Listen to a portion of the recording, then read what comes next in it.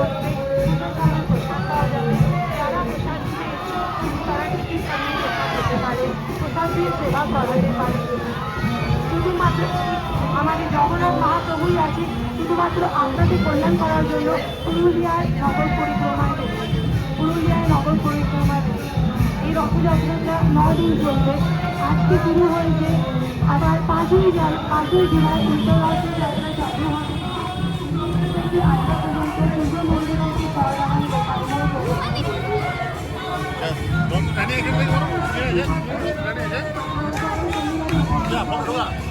আমরা পৌঁছে গেছি। আর কিছু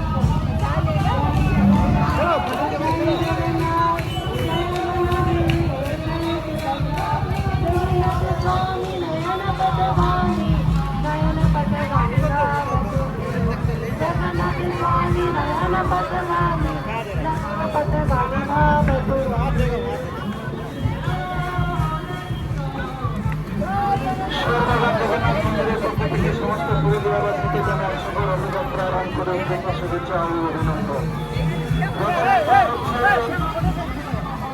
সমস্ত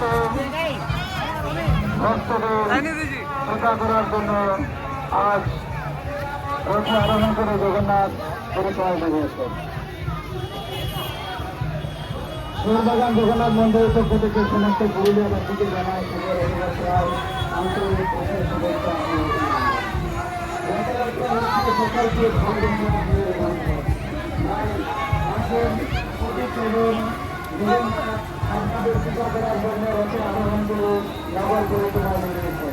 আসুন রথের দড়ি ধরে স্পর্শ করুন এবং জগন্নাথের